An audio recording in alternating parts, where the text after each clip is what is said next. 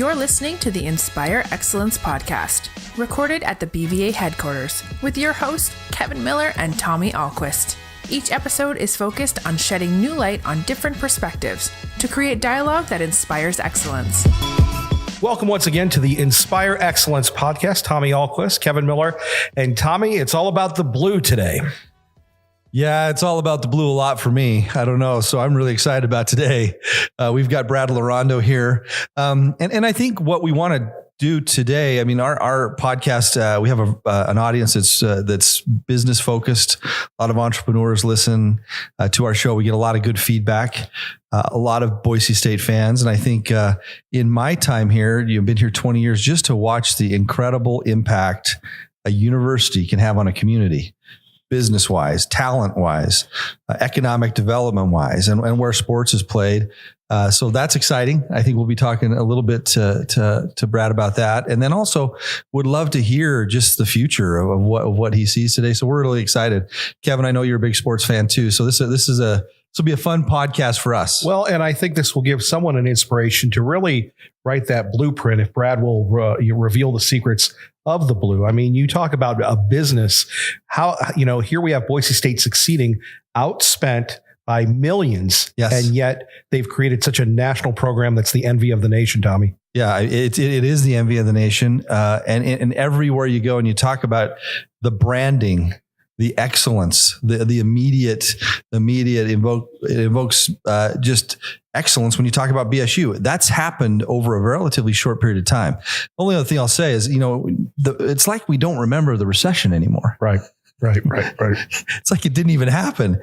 But it was just a few years ago, we were all in the fetal position. Everything had shut down. And what was the one shining star that was still going at it, developing campus, growing, bringing market share into the state when everything else was dead? It was BSU. So Brad Larrando, thank you so much for being here today. Yeah, excited to join you guys. And I wondered why Kevin had the helmet and shoulder pads on and was ready to get after it when I walked in the building. And he was harking back to his days as like a middle linebacker ready to attack right there. So he's ready. Yeah, no, just listening to you guys talk about it, sports and in particular, a game like football, really it brings people together. I think it's an amazing thing that Boise State football or college football in general, just the passion that a fan base and an alumni in a city or community can have for their team. And I think that's what's kind of magical about sports. It's an unscripted drama that kind of keeps you literally on the edge of your seats. But as you alluded to, Kevin, it's become such a major big business now. I mean, college athletics has changed so much in the last 5 years, let alone 10, 15, 20 years. And the progression and the rate that Boise State has moved from, say, like 1996 to the year 2019 in 23 years, which is kind of an infancy in college athletics or tradition, and where we were and where we are now and the story we've had. There may never be one like it again that happens that way, just in the growth and kind of bursting on the scene and then trying to keep up with these so-called big boys out there. I have so much I want to ask you, a lot. But before we get into Boise State, Brad, tell us a little bit about you. About me, yeah. And specifically, I'm not going to let you get off the hook. I mean, this is Inspire Excellence podcast. Yeah. Tell us how you were raised. Tell us a little bit about your growing up, your history with the institution, but a little bit about what's driven you. Because I know, for those of you who don't know Brad, behind the scenes, you've been an integral part of what's happened here. I want to know what drives you a little bit. Yeah, I would say that for me, I grew up, in a household that was driven by going to church on Sunday, and really having a, strong faith that way, but also going to the playground Monday through Friday and Saturday. And whether it was soccer or basketball or football or whatever, trying to surround yourself with people that were on a mission, that were trying to strive to do something better. And I always use sports as kind of that background. So right now I've got a long title. I'm our senior associate athletic director, but I'm also our chief chief of staff for Coach Harsin in our football program. So while I'm constantly trying to do stuff for our entire athletic department and the 400 plus student athletes, because for me, sports was such an integral part of growing up and what I was able to do and teaching me to be a leader and also to understand adversity and how you get better and strive for excellence. I want to give back in that way to help all of our student athletes. I do have a major focus on the football program and what we do. I had it was kind of a unique opportunity that I think helped shape me growing up. My dad was a civil engineer at the time where hydroelectric projects were booming all over the country. And we spent a lot of time moving from city to city where he might go and start up a project for 9 months or 15 months or 18 months and then move on to another one. So I went to about 10 different schools growing up, went to 3 different high schools, lived in California, lived in Idaho, kind of bounced around. And so I was able to gravitate toward folks that were on the playground, that tried to play sports. And I thought that was really important in my upbringing.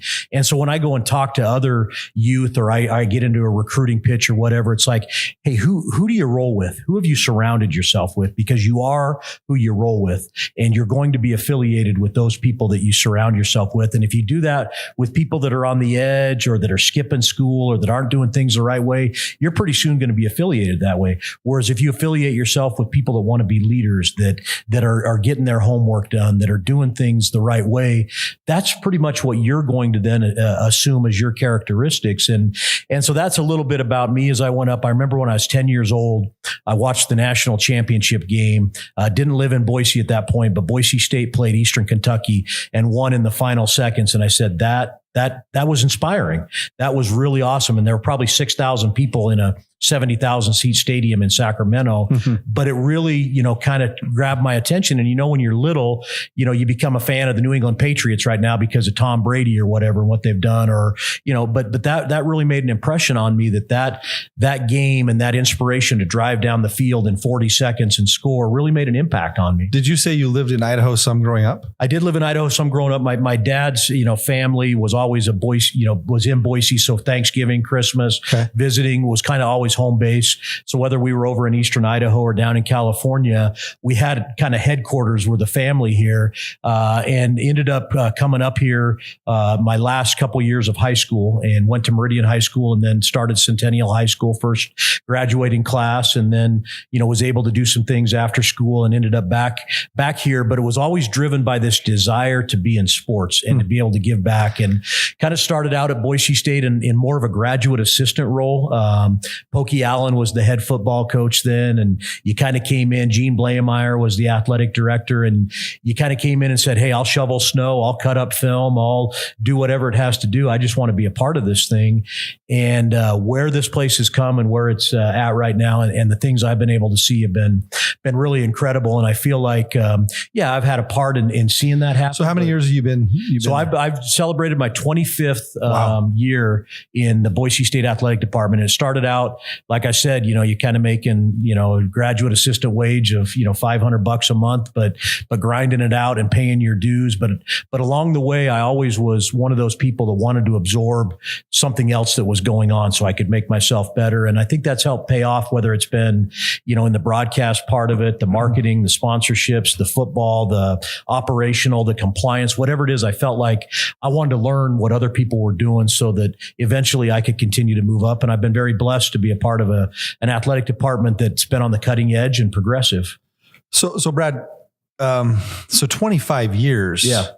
You think of the presidents of the university that have come and gone, athletic directors come and gone, football coaches that have come and gone. Think of the program over that length of time. You're pretty unique in your perspective to what's gone on there. And I agree. I mean, you'll be hard pressed to find another story like this where you've taken a university that's gone from where Boise State was 25 years ago to today, where it is now. So tell us from your vantage point on, I know you're here to talk probably about athletics a lot, but the university has kind of followed suit. Who sticks out? If I had to ask you, tell me the top 3 names that stick out, that come to mind that because this doesn't happen on its own. There had to be vision and leadership and strategy. Yep. tell us a little bit about how it happened. Well, I would say this, and I graduated from Boise State, so I'm an alum, and went to Boise State when the campus was much smaller. And in a lot of ways, I always kind of say I went to Boise State before it was cool to go to Boise State in some regards. And Dr. John Kaiser might have been one of the, he was a very progressive president that wanted to push forward, wanted to have things done. But he had a couple behind the scenes people like Dr. David Taylor, who was one of the vice presidents that I got to know as a student, that did a lot of things to advance the university and put it ahead that didn't always get noticed. And then when you had an athletic director like Gene Blameyer, who hired me basically a year out of school and gave me an opportunity to do some things and use my talents to help the department, for somebody to go and put a blue football field in. And I mean, talk about risky. I mean, talk about taking. Tell us about that, because you were there. Yeah. So, I mean, basically it was, the mid 1980s and Gene, you got a pretty good 1AA football program, and Gene's a young athletic director and facing, the idea of, hey, I got to spend $750,000 or whatever it is to put an artificial turf down. Why the heck should it be green? Why don't we do something that gets us, to some extent recognized, that might be a little bit out of the box? But in a day and age where, sometimes tradition is hard to compromise, not only do you have to convince your president and look at the options to do it, but you also have to kind of stick your neck out on the line a little bit, because it could go one of two ways. People could be all of a sudden, what in the heck is going on? And then you're done. Your career might be over at that point. Or it can go the way it went, which is, holy cow, that's pretty unique. And then the whole myth kind of grows through it. And so it was kind of one of those things. Why should it be green? Let's do something that is just flat out crazy, that is completely out of the box. And probably for the first number of years, it was a little bit like, okay, Smurf turf, and that's that school in Idaho, and they play, 1AA, and yeah, that's a nice little story, but that's not real college football. That's not tradition, and obviously the SEC schools have played on grass at that point. Why would it be a different color of turf? And then when you join the FBS ranks and you join the Big West Conference, you start having a nationally televised bowl game every year, and then all of a sudden we start winning games and crack the top 25 and start beating teams like Oklahoma and Georgia and Virginia Tech and playing very close against the Wisconsins or whatever it is. They start going, okay, that actually is a college football powerhouse, and that's a power program. And believe me, it has become the symbol of our university, of our city, of our state in a lot of ways, about just blue collar. We're going to outwork you. We play on a blue football field, but we also are going to just outwork you. We're going to grind. We're going to have grit. We're going to be blue collar in everything we do. And I think it's become our identity. I really do. I love it. Brad, there are so many questions that we have, but from a sports marketing perspective, do you think there'll ever be another time in Boise State history when you have a coach like Chris Peterson, Kellen Moore, you go into Georgia, you go into Virginia Tech, you're on the cover of Sports Illustrated, the college football preview? Yeah. Well, what did that do for the program? Obviously the Oklahoma win, but here you have generation 2, if you will. Yeah. I think there was a perfect storm that kind of happened for us around the time of that first Fiesta Bowl. And I'll even take, 30 seconds to go back even a little ways further when Pokey Allen, kind of inspired the team to get to the national championship. And that was my first year in 94 when we played Youngstown State and beat Marshall on the blue and went to Marshall and played in the national championship. By the way, Marshall was a dominant program. We just wanted to try to be like them. Right. At that point. Along with Youngstown State. Youngstown State. Yeah. Right. Those were like Alabama and Oklahoma today. Yeah. And Marshall was getting ready to move to the FBS level, and they started bringing in the Chad Penningtons and the Randy Mosses. And, they were the program that you're like, we want to be like that. And so go ahead. A lot of people start with the Fiesta Bowl. Yeah. But it goes back. But it goes way back. Yeah. Tell us, because the other thing that's interesting is the quality coaches you had. Yep. Even before Pete. I used to always, friends would call me from all the country, like, what on earth is going on there? Yeah. And I'm like, well, in college, if you've got a great coach and a great quarterback, you're going to do okay. Yeah. And for years, Dirk Cutter, then Hawk, then Pete, I mean, you look at the quarterbacks that came through. Yep. There was quality there. Yeah. And I think that's where, Pokey got us back to that national championship game and inspired it. And then Dr. Kaiser and Gene were saying, okay, we can go to the next level. We can move from 1AA, now known as FCS, to FBS. And at that point, when Pokey got sick and passed away, there was a point in the program where it's like, okay, where do we go? And Houston Nutt came in for 1 year. You guys remember, right? And Houston came in and he's, was, hey, you know how you spell fun? It's W-I-N. And he got people rallied up and motivated, and guys were ready to run through brick walls. And we beat Idaho up in the Kibbe Dome. And all of a sudden, do they still have a football team? What's that? Do they still have a football team? Now Tommy. But that was the thing. I mean, yeah. I think they're still going up. Yeah.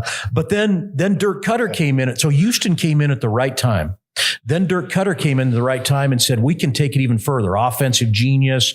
We got to not just meet underneath the stadium. We got to start looking at how we get sponsorships done and more revenue coming in, and our recruiting base, and maybe some private charters to go recruiting. And just, this is how you have to do it. Cause he'd been at Missouri and Boston College and Oregon. And then when he left, Dan Hawkins was the guy that sat in hot tubs and flipped burgers with Carl's Jr.'s and got out in the community and promoted this thing and got fans excited. And then come along as a guy named Chris Peterson, who was kind of this mad scientist in the back room, drawing up offensive plays, and we're scoring all these points. And then he takes over at head coach and he hires two 29-year-old coordinators, one of which was Bryan Harsin, and the other one is Justin Wilcox, who's the head coach at Cal now. And on that staff, he had Sean Kugler, who came from the NFL, that was a head coach at UTEP. And you have these names, Pete Kwiatkowski, and all these names that you ring up. That staff was just this perfect storm. And you had this senior-driven team led by a Corey Hall, and you've got Jared Zabransky, and all of a sudden we go and beat Oklahoma, which changed everything overnight. And now all of a sudden Boise State is on the map, and you start bringing in players like Austin Pettis and Kellen Moore, this guy from Prosser, Washington, that we hear about because he comes to our camp and he has Eastern Washington and Idaho on him and us. And we're like, well, let's give this guy a shot. And then you go 50-3. Think about that. 50-3 over a 4-year period with wins over Oregon, Georgia, Virginia Tech, TCU. And all of a sudden it's like, okay, these dudes are for real. And that kind of story just doesn't happen. I mean, it doesn't happen. It's really miraculous. And but to go into Georgia and Virginia Tech in that moment, what did it mean for the program, both marketing and revenue wise? Well, you can't put a dollar value on the marketing of it because, it's millions and millions of eyeballs and exposures and being on the cover of Sports Illustrated and on ESPN and your name across the ticker and them doing stories on you on College Football Game Day. All those things, you can't put a price tag on what the value brought to the university. And the other thing that we forget about at that point too, and this is part of this perfect storm, you get a Chris Peterson and you get a Kellen Moore and you get all these things. But there was a university president in Bob Kustra that came in that wanted to transform this university and really put some cachet into how we're going to do this, whether it's building buildings, growing enrollment, using football as a window to the world from a marketing standpoint, and getting on the backs of that and saying this can be a great urban research metropolitan institution of higher education. And over that 10-year window was like, holy cow, student enrollment takes off. You win a lot of football games. You build buildings. You bring in better faculty and professors and, administrative staff. And all of a sudden you go from 12,000 students to 25 or 26,000. Boise grows in the same thing. And you get out here to Meridian and Eagle and all those areas. And all of a sudden this community, the vibe and the pulse of it, really is just an unbelievable feel. I mean, and I think we're seeing that. And we're also trying to say, that was remarkable, but how do we keep it going now? And how do we keep pushing it? Touch on that a little bit for me. I was looking up today, getting ready for you to come in here. You just look at in 2012, I think you capped out ticket sales, right? Yeah. Yep. Right. And then I just looked back at last year's number dropped down a little bit, right? So you're kind of on a decline that way. On a little decline, right? I go to all those games. We have season tickets, basketball and football. And I went and checked out where your seats were. You got good, decent seats there. I know we got decent seats. We have fun. But I think about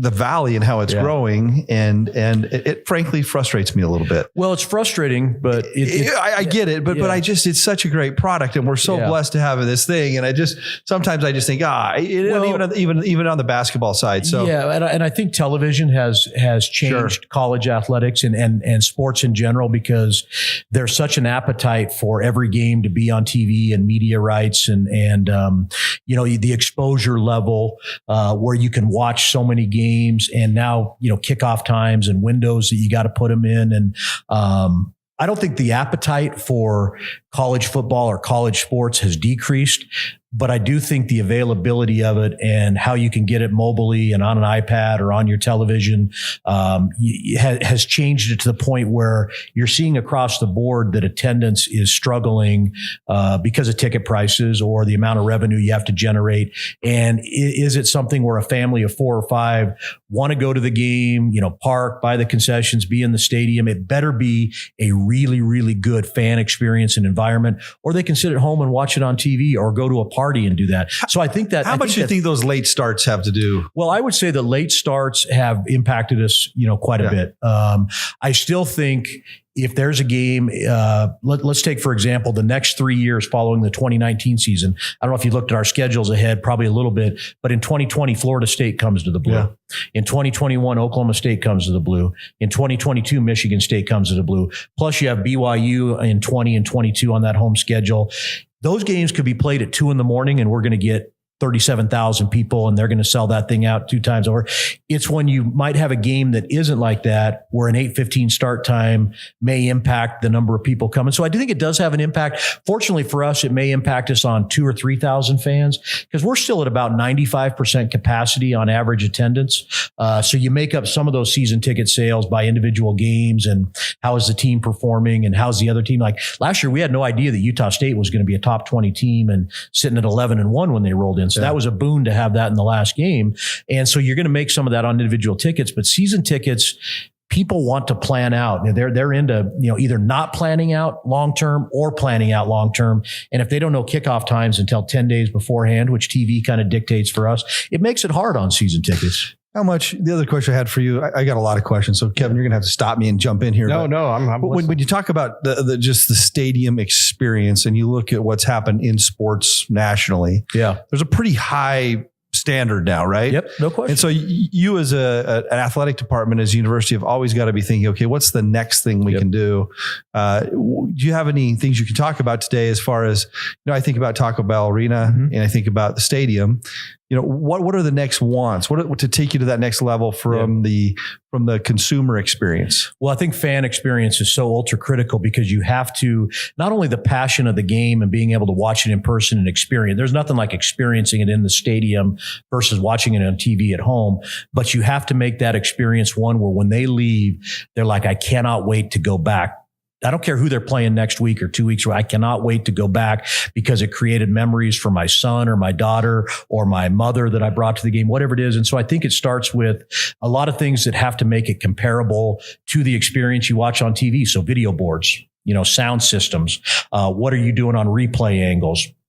How are you giving that person in the stadium the chance to see the same thing on a replay that they might see at home or on their iPad? And that goes back into connectivity in the stadium. What's your Wi-Fi like? Do you have to put in Wi-Fi boxes? How do you upgrade it? Because if you're not able to Snapchat, post something on Instagram, talk to your friend, especially with the generation that we're in, then you're going to get very tired or bored very easily. When the attention span of the average 19-year-old right now is 7 seconds, you've got to be able to continue to capture. I'm surprised it's that much. It might be less than that teenagers. Now. Actually, within the last 30 seconds, it's gone down to 4.3 seconds, So, but I think that experience of the connectivity and the mobile device plus the interactive, and even when you look at it from a business standpoint of sponsorships, okay, before it was just about a sign on the wall or getting your logo on the video board. Well, now it's how are you connected to them through their digital device or their mobile device. So I envision a time in the next couple of years where we've got some sort of an app or a mobile ability to send to somebody's phone any replay angle they want that may not appear on the video board, but you're going to be able to see it from this replay angle inside the stadium so that you have that opportunity. You can order concessions to your seat. How is the parking? How are you doing the pregame experience with Tent Village or concessions or food or bands that are out there? You've got to create a 6 or 7 hour experience for them 6 times a year so that they cannot not want to buy season tickets. And then in basketball, you got to take that to the same thing or whatever you're doing. And we've had a rough year this year. Yeah. Brad. Yeah. It's, and I think sometimes that happens. You get a couple. It does. I feel, the team, I've loved watching the team. They're a gritty bunch. They're gritty. They work hard. And it seems like at the very end of the game, it's like, I read some statistic this last week. There's a little bit of luck. The most unlucky team in the country or whatever. Yeah. But boy, it's been fun to watch. But especially that shot against Nevada. Oh, well, and there's some games like that where that shot doesn't go in. How does that change your season? Completely, 100%. But you know what? When he was dribbling down, he had that look in his eye. Everyone in the stadium knew that thing was going in. Well, and you got a team like that. Can those guys graduate or go to the NBA already?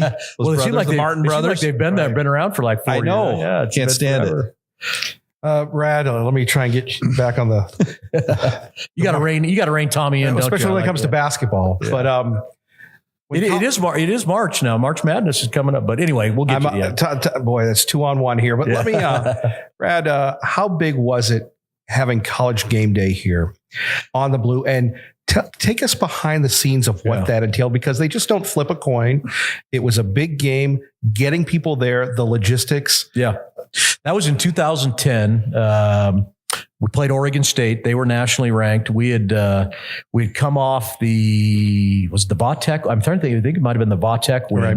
Yep. Oregon State was 24th, 23rd. We were, the mid-teens there. It was a great regional game, Pac-12 versus Mountain West team. And I think there was a fascination with Kellen Moore and the Blue and this team from Boise, Idaho, that could they honestly be not just burst the BCS bubble, but actually play in the national championship game? And so I think there was a lot of intrigue that way. But when you've got, the Aaron Andrews and that type of group coming, the Lee Corsos, and you've got to figure out, okay, we got to have a mascot head there because he always puts that on to pick the winner. But they come very early, and it's like, okay, how do we get our students and our fans to want to be out there waiting in line at 4 a.m. when we've got a game not till 7 o'clock or whatever it was? And it was on ABC Sports that game, so it was a prime time national televised one. But they bring in so much equipment and so much staging. They basically had to go out and build this this big stage in the middle of the field, but they had to keep the fans back, and then there were only a certain amount that could get up by the cattle guards. And it was almost like having 2 major productions coming. You had ABC Sports that was coming in to set up for the game, and then you had Game Day coming in with all their stuff. And it was logistically, it was a lot going on, and it was something that we weren't accustomed to, but we were like, heck, we're going to take this challenge on and we're going to get it done. And our fans responded. The game day atmosphere was unbelievable. And the game that night was just out of control. And, we won the game, and it was a huge win. And, we want to get them back. I mean, I'll tell you that. I mean, we've had some close calls with them coming back, but that's still on the bucket list for us, is not to have it just be once. Let's get them back here again, So how many hours of sleep did you get that week? I don't think we slept that week at all. Literally, I mean, you're running on adrenaline at that point. So It's cool. So. I've got so many questions. I've got so many questions. Tell us about the intensity of Coach Harsin. Well, that's a good question, because there are very few people that have lived and breathed this thing like he has. Yeah. And he's Boise born, Capital High School graduate, walk on as quarterback, earned himself a scholarship, had a chance to, be recruited by Pokey Allen's staff, play for Tom Mason, then Houston Nutt, then Dirk Cutter, then coach with Dan Hawkins, be underneath Chris Peterson as a coordinator, be a coordinator for Pete, then go and coach under Mac Brown, who's a legend in coaching, and now back at North Carolina. So just the coaching tree and the names that he had to go through from, having a coach pass away, in Pokey Allen that recruited him, to then bringing in a Houston Nutt and then a Dirk Cutter, 2 very different styles, then to be a graduate assistant. He was basically a guy that after he got done playing, wanted to get into coaching, but didn't really, how do I break in? And it's so hard. And got an opportunity to be a graduate assistant and kicked tail at that role, then got a chance to be a tight end coach, kicked butt at that role, and then moved into being a coordinator, did a great job there. And I would just say his intensity is what drives him. His striving for perfection, but settling for excellence is kind of a motivating factor. Give us a glimpse into that, because I think we all see it. Yeah. I think it's inspiring to see. I think you watch a program. There's a lot of aspects to running a program, right? It's a big business. It's a CEO type of job. You've got these kids that are coming out of high school, coming into you away from home, trying to manage them. You got the X's and O's of the game. Yep.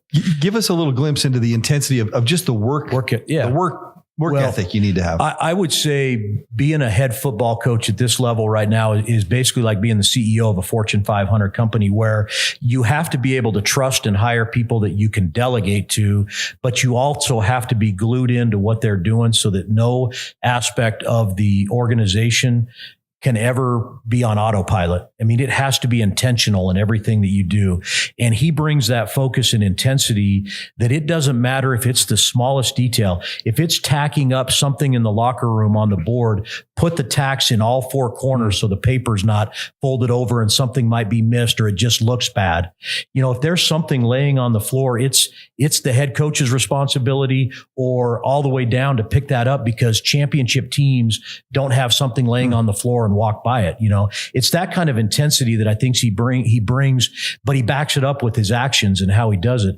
And there's no question that guy on the sidelines, when you get glimpses of him for 5 or 10 seconds on TV, he is an intense individual because he is highly competitive, but that's not always, him as well. If you get to know Bryan Harsin away from that, and the family man that he is, and the devotion he has for his kids and his wife. I mean, he and Kess were junior high sweethearts at Hillside Junior High, and they've been together for a long, long time. And she's been on this journey with him, and I think really helps inspire him, along the way, and can keep him a little bit even grounded and even keeled.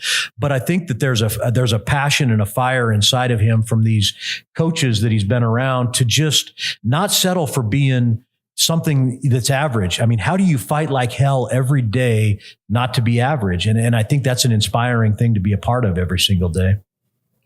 How bummed are you about Andy leaving? That's one of those things where, no sugarcoating it. That guy was an instrumental part of what we are at Boise State. I remember when we recruited him and I was part of, him coming up here and being a player and graduating and then getting into the coaching, side of things. And I think just, as a mentor and a coach and a developer of players and young men, there aren't very many out there like Andy Avalos. And, and just like he does there, he's a tremendous individual and family person, and just grounded in the right way to do things. Oregon's getting a really good coach and a really good person, and I'm excited for him and his professional, chance that way. And I'm excited to stay in touch with him on his career. And I think he wants to be a head coach, somewhere down the line. And he's one of those guys that's going to bleed blue for a long time. And who knows? I mean, the paths may cross again, with Andy, and you always. But he's one of those that like any program, no one coach or one player is ever going to define the program. He left his mark in a very positive way, left this place better than even when he found it and got here. And if you can do that, you've done something special. Now it's up to us as a program to go and find the next person that we develop into that, or move within, or bring in somebody that can make sure that culture. We've got a very good culture, a very strong culture, and a very strong process for how we do things. And we will go get another excellent coach that will mentor young men and other coaches within the program to make them the best they can be. And I think that's what separates Boise State. Brad, we take a look at a few years ago, we had the roller coaster world of conference realignment. Oh, yeah. The WAC, Mountain West, the PAC, the Big 12, Boise State's role in that. Yeah.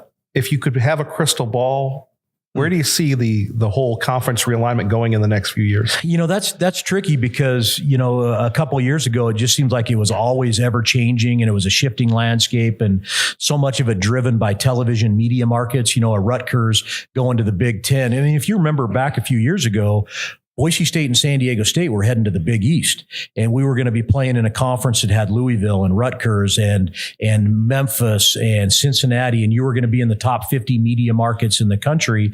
And then all of a sudden the Big Ten goes and grabs Rutgers, and, the ACC grabs Louisville. And then it kind of dissolved that whole thing. And we stayed in the Mountain West. Well, so much of it was driven by eyeballs on television. Well, now with the digital aspect of things, it's not as much about eyeballs on television as it is about what's the total reach that your brand is allowed to put you in, whether it's, on an iPad or Facebook or Amazon or whatever it might be that's going to change over the next couple of years on the media landscape. And also, what do you bring from a power standpoint to that conference on your brand? I think Boise State's brand is extremely powerful nationally because of what our football program has done and other athletic programs. I mean, our women's sports are doing as well as they've ever done. And our basketball program's been to the NCAA tournament a couple times in the last 5 years. So our brand is extremely strong, to the point where if there is expansion out on the West Coast, and namely you look at the Pac-12 conference, that I do think Boise State has an extremely good chance to be in a Pac-14 or a Pac-16. The question is, why and when do they have that expansion possibilities? Is there like an internal checklist for that? Because when you look at those expansions, especially the Pac-12, which we'd love that, It is academics, it's research, it's all the other programs. And is that where baseball fits in? Because I think if you look at a pathway forward, you got to kind of check all those boxes. Yep. And is that something that's discussed, or is it just kind of unspoken? I would say there's a lot of things, and you can read out a lot of, whether they're rumors or urban legends or myths or whatever. And I think all of them have a hint of fact on, what are your research dollars? What's your academic reputation? What is your, ratings in Carnegie institutions and all that. And I can say this, Dr. Kustra and Dr. Schimpf as the provost and now the interim president have done some unbelievable things to make Boise State University academically, and the programs and the doctoral degrees and the postgraduate degrees and the size of the campus and all that, along that way to put you in the conversation for that. And then athletically, our football program has backed it up with the play on the field to where you feel like you've got an opportunity if that were to ever happen. I think the big thing is so much now is driven by revenue that can be brought into a conference. And you read stories now about how the Pac-12 is even saying out there that we can't keep pace with the Big Ten or the SEC or the Big 12 on our revenue. So right now they're like, why would we split that 2 more ways or 4 more ways unless there becomes some giant 4-team or 4-conference, 16-team super leagues that may come down to, all the money that's in there for the CFP and the college football playoffs. Most of it is driven by either the college football playoff, which is not run by the NCAA, ironically. It's run by the televisions and the network and all that, or the NCAA basketball tournament, which is the number one revenue driver from an NCAA standpoint. Right now, Boise State, from a football standpoint, has put itself in a position to be in the conversation for expansion because of our football program and the CFP. But we've got to make sure we're putting ourselves year in and year out in a position to go to a New Year's Six game. Competitively, we have to remain on the forefront of that. And right now, our whole mentality is based on 5 numbers. Yeah, I'm going to give you guys a little 5 numbers. I love it. You want to hear it? Yes. 8, 31, 19. I don't know if you guys know what that is, but 8/31/19 is when we roll into Jacksonville, Florida, and play Florida State. And we haven't had, even Oklahoma State last year was a great opportunity, but you got to go back to the Georgia in 10, or Virginia Tech in 10, Georgia in 11, to really say that this is an opportunity for our football program and our university and our community to be on the stage like we're going to be against a traditional blue blood in their backyard against Florida State. And so our focus right now is how do we prepare everything we can to put this thing in a position to show the world what we're and the nation what we're about, what Boise State and Boise, Idaho is about on 8/31/19. And it is exciting because that's when I go to bed at night and I wake up in the morning, I am fired up about those 5 numbers because we got a chance to do something special and you don't get that many opportunities. We tell our guys that and our players, you don't get that many opportunities to do what you're going to have the chance to do on 8/31. So are you giving everything you can every single day to get yourself better, to put yourself in a position and represent a lot of people that are going to be, rooting for the Broncos on that given day? Hey, Brad, 25 years, dedicated service and a lot of experience. What's one thing for our listeners that they might not know about either the football program or the athletic program, Boise State, that you hold dear, that drives you? I would just say it's a family feel that sometimes maybe gets overshadowed in this whole idea of corporate hierarchy and big time college athletics that I've always felt is so awesome about Boise State and Boise State athletics, that you feel like when you go to work every day that you just don't, your interaction with an athletic director like Kurt Apsey or a head football coach like Bryan Harsin or even Chris Peterson before, you're part of something that is bigger than yourself, that but still has a very small town family feel to it. And we have people that come in there and want to make an impact, but they aren't doing it just for 2 years to get to the next stop, that they really want to be a part of something long term. And they're doing it because it is the best thing for the students and the student athletes that come to this university. We're transforming lives. That's the way I look at it. And it could be the lives of a student athlete that comes in there, a player, a female student athlete, whatever it is. It could be somebody that's on that campus. It could be a donor that is really excited about what we're doing. It could be a business that's got a sponsorship that is able to grow because of being affiliated with us. Whatever it is, we're transforming something. It could be just encouraging that little kid that's in the hospital that has a chance to come visit our football players. And David Moa says to him, hang in there, man, have that Bronco spirit. Whatever it is, we're transforming lives. And I think it really is a special privilege that we have to be a part of an athletic department like that. Brad, finally, what motivates you personally? What motivates me personally? I'm motivated by celebrating moments that where you've made an impact. Sometimes that's winning, championships or being a part of that. But I think it's about being able to celebrate and have fun. And there's nothing better than an athletic or a sporting event or being around it. Because in life where you've got the day-to-day grind and you got to get up and you get in patterns of, okay, I got to get up at 6 a.m. and I got to brush my teeth and I got to get to the office and all those things, you want to be able to celebrate joy. I mean, and I think that's what we've done with our athletic program is try to bring a little bit of that sense of joy and celebration. And I just love being able to talk about that kind of thing and be inspired by being able to celebrate small victories, whatever they are. Today was the first day of spring football and out there seeing those guys run around. And after having not being able to finish a bowl game against Boston College, that was a sour taste. Just seeing our guys out there run around, that was celebrating. That was fun. That was awesome.